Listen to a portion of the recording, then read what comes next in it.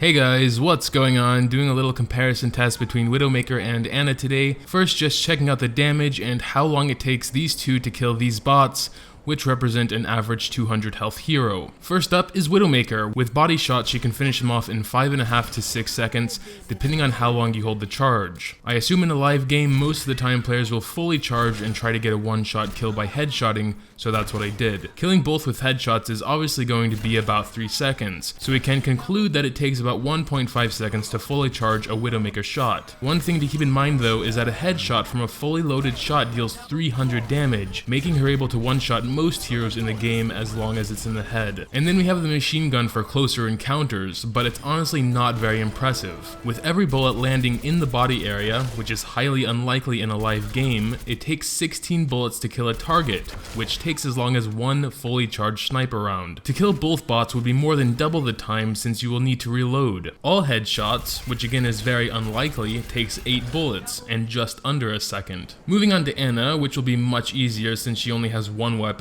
no charge on it, and headshots don't make a difference. As you can see, it takes her 3 shots to kill a bot, which is about 2 seconds or 4 seconds for both. I kept my finger on the trigger and simply re-aimed in between shots. Then of course, if you hit an ally, you will heal them for 75 points, so even if you miss your target and hit an ally in a cluster of players, it will still do some good. So as far as damage goes, Ana is better as far as consistency, but in the hands of a very skilled player who can consistently headshot, Widowmaker will definitely outdamage her. Widowmaker's shift skill is a grappling hook, which is very useful for getting to high vantage points to pick off targets. Ana's shift skill is a sleep dart, which will keep enemies asleep for 5 seconds. This is a huge duration of time in a game as fast-paced as Overwatch, but any damage they take will wake them up. Widowmaker's E skill is a poison trap that will go off when an enemy gets near. The main problem I have with this is that it takes 5 seconds to deal the full 75 damage. If the damage was bumped up to 80 and it was instant, this would be an awesome skill because then she could one-shot any trap triggering 200 HP hero,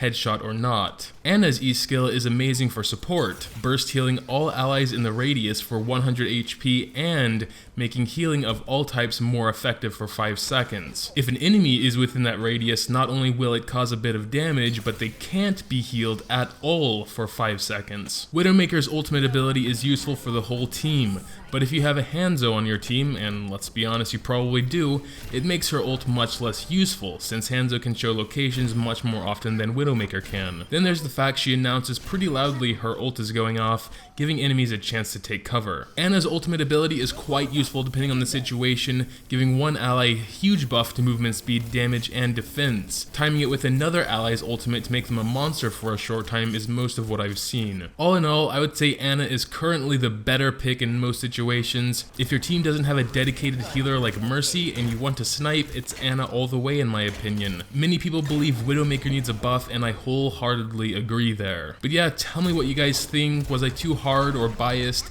Did I miss something important? Would love to see a bit of discussion in the comments below. If you did enjoy, make sure to drop a like, I would really appreciate it. Thanks as always for watching, and until next time.